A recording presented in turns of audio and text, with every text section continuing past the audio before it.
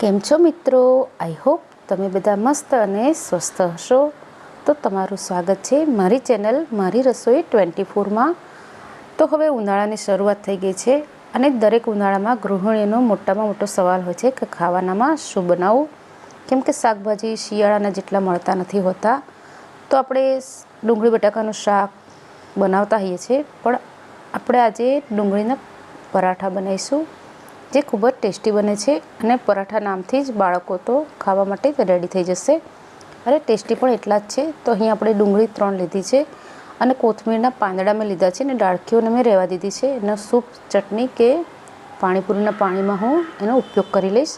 તો અહીં 3 ડુંગળી લીધી છે મેં, અને એને આપણે ચપ્પુ વડે જ આપણે સમારવાની છે, એકદમ ઝીણી ઝીણી. આપણે એને કટરમાં કે એમાં નથી કટ કરવાની, કેમ કે બને એટલું પાણી ઓછું છૂટે એ રીતે આપણે ડુંગળીને સમારવાની છે. તો આપણે હાથ વડે સમારીશું તો પાણી એટલું બધું ડુંગળીમાંથી નહીં છૂટે. તો એને એકદમ બારીક સમારવાની. અને અહીં મેં કોથમીરના પાંદડાને ધોઈને સાઈડમાં રાખી દીધા છે કોરા થવા માટે. તો આપણે ડુંગળીને એકદમ ઝીણી ઝીણી સમારી લઈશું. તો આ 3 ડુંગળી લીધી છે મેં, એમાંથી લગભગ મીડિયમ સાઇઝના 5 પરાઠા રેડી થઈ જશે. તો ડુંગળી આમ પણ આપણે ઉનાળામાં ખૂબ જ ખાતા હોઈએ છીએ. કચુંબર, સલાડ, આપણે કેરીની ચટણી બનાવતા હોઈએ છીએ ડુંગળી સાથે, અને શાક તો બનાવતા જ હોઈએ છીએ.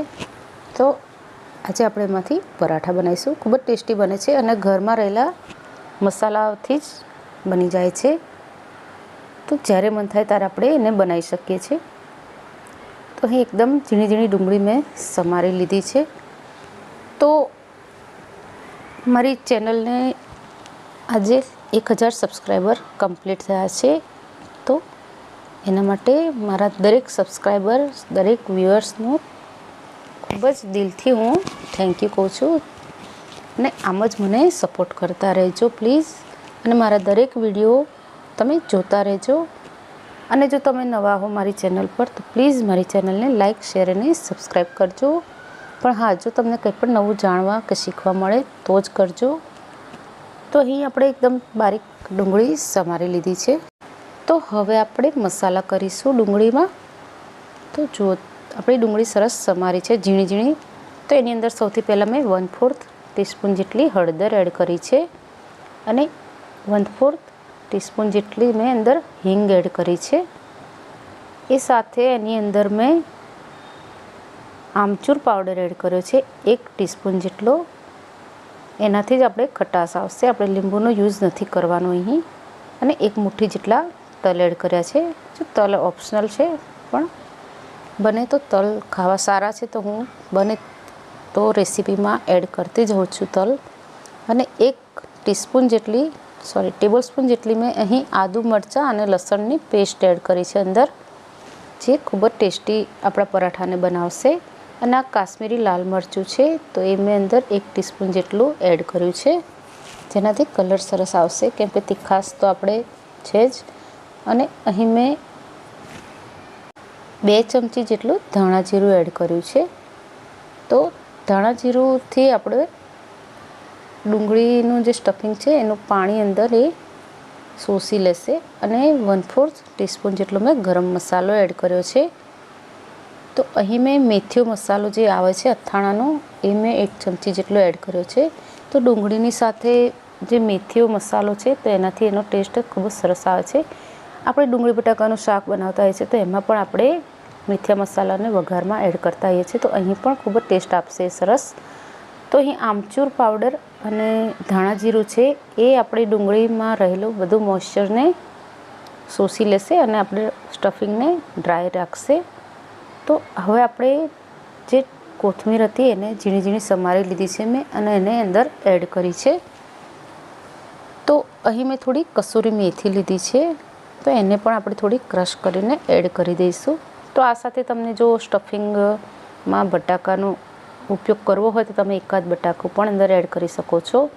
અને જો તમને સ્ટફિંગ થોડું ઢીલું લાગે, એવું થાય કે થોડું પાણી છૂટે છે, તો તમે અંદર સેવને ક્રશ કરીને અંદર એડ કરી શકો છો, અથવા તો ચણાના લોટને થોડો શેકીને એને પણ અંદર એડ કરી શકો છો.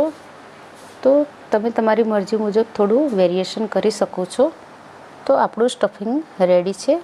તો આપણે અહીં મીઠું અધમણા એડ નથી કરવાનું. જ્યારે આપણે પરાઠા બનાવવાના હશે ત્યારે જ આપણે મીઠું એડ કરીશું અંદર. તો હવે બધો મસાલો અંદર સરસ મિક્સ થઈ ગયો છે અને હવે આપણે પરાઠા બનાવવાનું સ્ટાર્ટ કરીશું. તો આપણે સ્વાદ પ્રમાણે હવે અંદર મીઠું એડ કરી દઈશું.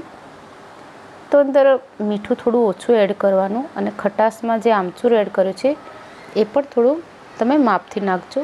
અહીં મેં ટેસ્ટ કર્યું છે તો બધું મસ્ત મસાલો એકદમ પરફેક્ટ છે. તો તમે અહીં થોડું મરચું થોડું વધારે એડ કરી શકો છો, થોડા તો ટેસ્ટી વધારે બનશે. તો અહીં મેં થોડું ઓછું નાખ્યું છે મરચું. તો આપણે અહીં રોટલીનો લોટ હોય એવો જ મેં લોટ બાંધી દીધો છે અને એની અંદર 3 ચમચી તેલનું મોવણ નાખ્યું છે અને 2 કપ જેટલો મેં લોટ લીધેલો અને એમાં મીઠું એડ કરીને પાણી વડે લોટને બાંધી દીધો હતો. અને હવે આપણે પરાઠા બનાવીશું. તો આપણે વણીને પણ બનાવી શકીએ છીએ અને આ રીતે પણ બનાવી શકીએ છીએ. તો આ રીતે મને સારું ફાવે છે તો હું હંમેશા આ રીતે બનાવું છું. તો સ્ટફિંગ આપણે 1 ટેબલ સ્પૂન જેટલું સ્ટફિંગ એડ કરીશું. તમે તમારી મરજી પ્રમાણે થોડું સ્ટફિંગ ઓછું વધતું એડ કરી શકો છો. તો ખૂબ જ સરસ લાગે છે આ પરાઠા. પ્લીઝ એકવાર બનાવીને જોજો, ખૂબ જ ટેસ્ટી લાગે છે અને ગરમ ગરમ તો ખૂબ જ સરસ લાગે છે. અને આ એવા પરાઠા છે કે એની સાથે કશું પણ નહીં હોય તો પણ એટલા સરસ લાગે છે, એકલા પણ એટલા સરસ લાગે છે. અને આની જોડે તમે કેરી ને ડુંગળીની અથવા તો કેરીની ચટણી હશે તો એની જોડે ખૂબ જ ટેસ્ટી લાગશે આ. તો અહીં સરસ રીતે આપણું સ્ટફિંગવાળું અંદર લોટનો લુવો રેડી થઈ ગયો છે. મતલબ હવે આપણે એને વણી લઈશું. થોડું લોટનું અટામણ લઈને પાતળો જાડો તમે તમારી ઈચ્છા પ્રમાણે તમે એને વણી શકો છો. અને આપણે પરાઠાને ઘી વડે શેકીશું, કેમ કે ઘીથી શેકીશું તો આપણે પરાઠાનો ટેસ્ટ ખૂબ જ વધી જશે. તો આ રીતે આપણે સરસ પાતળા જાડા જેવી મરજી તમારી એવા તમે વણી શકો છો.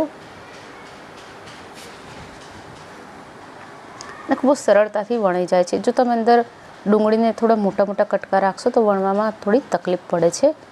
પણ જો ઝીણા ઝીણા કટકા આપણે સમારેલી હશે, એકદમ ઝીણી હશે તો કોઈ તકલીફ નહીં થાય વણતી વખતે. તો આપણે આ રીતે બધા પરાઠાને વણી અને શેકી લઈશું ઘી વડે. અને અહીં થોડા કડક જ શેકવાના છે પરાઠા. મને કડક અમને ભાવે છે તો અમે થોડા એને કડક શેકીશું આપણે. અને એકદમ ધીમા તાપે અને લોખંડની તવી પર મેં શેક્યા છે.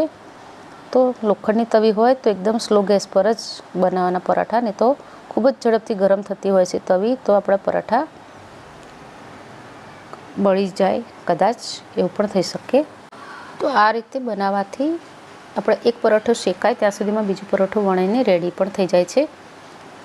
તો તમે તમારી મરજી પ્રમાણે તમે વણી શકો છો. તમે વણીને અંદર સ્ટફિંગ ભરીને એ રીતે પણ કરી શકો છો. તો વણવામાં કે શેકવામાં કોઈ તકલીફ નથી થતી, એટલે સરસ રીતે આપણા પરાઠા બની જાય છે. અને તમે તમારી ઈચ્છા પ્રમાણે તમે કંઈ પણ અંદર વેરિએશન કરી શકો છો સ્ટફિંગમાં. ડુંગળીની સાથે કોઈ પણ બીજી વસ્તુ, કોઈ ચીઝ છે, તમે એને બટરથી પણ શેકી શકો છો. અંદર ચીઝ એડ કરવું હોય તો પણ કરી શકો છો. તમારી ઈચ્છા પ્રમાણે તમે થોડું ઘણું વેરિએશન, તમારા ઘરમાં જેવો ટેસ્ટ, જેવો સ્વાદનું બધાને પસંદ હોય તો એ રીતે તમે અંદર થોડું ઘણું ફેરફાર કરીને બનાવશો તો ઘરમાં બધાને જ ખૂબ જ ભાવશે. અને જો તમે મારી ચેનલ પર નવા હો, પહેલી વાર જ આવ્યા હોય તો પ્લીઝ મારા ઘણા બધા વિડીયો છે, ઘણી બધી રેસિપીઝ મારી ચેનલ પર છે, તો તમે જોજો. અને તમને કંઈ પણ નવું શીખવા કે મળે કે જાણવા મળે તો મારી ચેનલને લાઈક, શેર અને સબસ્ક્રાઈબ કરજો.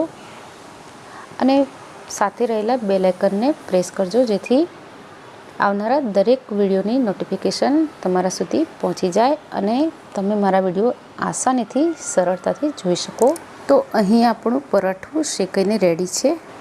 તો આજની આ રેસીપી તમને કેવી લાગી પ્લીઝ મને કમેન્ટ કરીને જણાવજો. અને રેસીપી સારી લાગે તો લાઈક, શેર અને સબસ્ક્રાઈબ કરજો પ્લીઝ. તો આવા જ નવા વિડીયો સાથે આપણે હંમેશા મળતા રહીશું અને હંમેશા જ નવી રેસીપી આપણે બનાવતા અને શીખતા રહીશું. તો આપણા પ્યાજ પરાઠામાં સરસ રીતે અંદર સ્ટફ થયું છે.